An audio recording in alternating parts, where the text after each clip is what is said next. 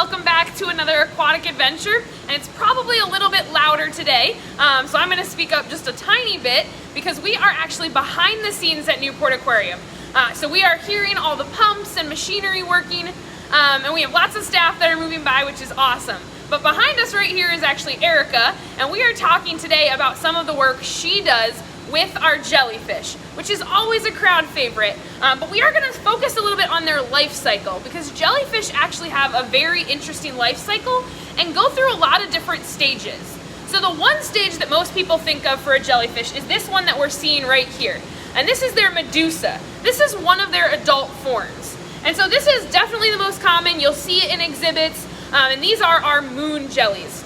But here at the aquarium, we actually raise jellyfish in every stage of their life cycle. And so their life cycle has many stages. And so what you're looking at here is this medusa, or the adult form. And so that's the most common. But from here, they are actually going to lay eggs. And they will have larvae that form from there. And those larvae are too small to see.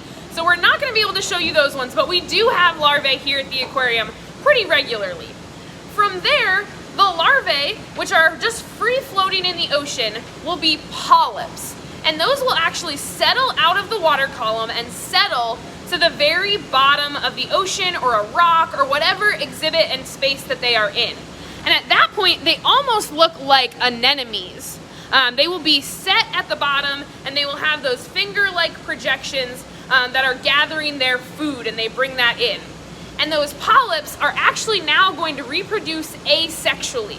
So they are just going to bud off of that polyp to form the next stage.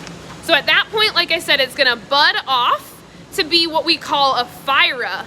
And those phyra are going to free swim again, and then they will go back to the medusa. Now, that's just a quick overview. What we're going to do today is see the other stages that we have here at the aquarium. So I'm going to grab my camera, we're going to travel around a little bit. It is going to be a little loud, but like I said, we're going to talk nice and loud so you guys can hear us and see behind the scenes here at Newport Aquarium with our jellyfish propagation. So what we are looking at here is that medusa, again, that I said, and this is the adult common stage that you see free swimming around in the ocean, and we are going to come back to talk about them again. But in this space, that is the largest spot that we're going to have those adults. As I walk, you're going to see that these spaces get smaller and smaller because as the jellyfish are born and grow, they are going to need to be in a space the size of their body and similar to their body. So you can see here, there are some very small medusa in this exhibit, and that is the right size for them there. But we are going to come around because we actually have some polyps and some phyra to show you. So in this is where we have all of that settling happen. So actually today, our polyps are not quite visible, but what you're seeing there is all of those specks at the bottom of the bucket, and each one of those is a polyp. And as I said, they have settled out of the water and they settle onto these petri dishes. And that allows us to care for and grow them in a safe space that we can move and clean around. So those petri dishes are really important for their development. And then from there, they are going to bud into these phyra. And in this space, I'm going to zoom out so you can see scale here. This is very small compared to my hand. And in this space, we probably have hundreds, if not 1,000, phyra. Each one of those tiny little spots that you see swimming around, some of them are actually undulating on their own like that one is. Each one of those is going to become an adult jellyfish, or that medusa that you are used to seeing.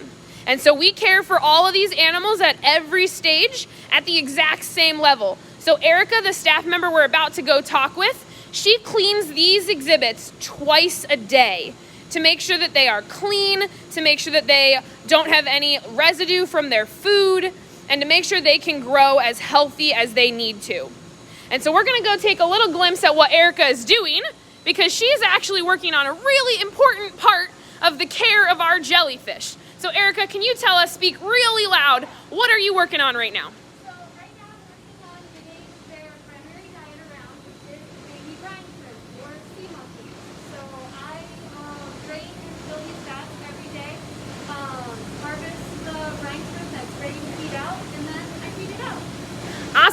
So, how big are these brine shrimp that you're talking about?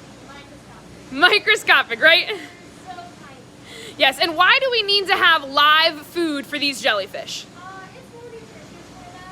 Again, it's just going back to ensuring the best possible diet for them, especially since they're not out in the ocean getting this huge variety of plankton that's just out floating around. So we just try and provide them with the best diet possible that is also enriched with different items, such as like zoe, which is another type of plankton, sulfo, which has a lot of fats in it, so it helps keep up the jellies a lot, and then algamac is just another type of diet enrichment that we can also give them. Perfect. Thank you so much, Erica. I'm going to give you all one last glimpse at our Ephira, as I do repeat a little bit of what she said just in case it was quiet. So she is raising up baby brine shrimp, and they are microscopic, and they are the food source for these Medusa jellies. And the reason we raise our own food is that it's the most nutritious option possible. And so Erica spends much of her day caring not only for the jellyfish, but for their food as well. I hope you guys have enjoyed this aquatic adventure, and we will see you next time from Newport Aquarium.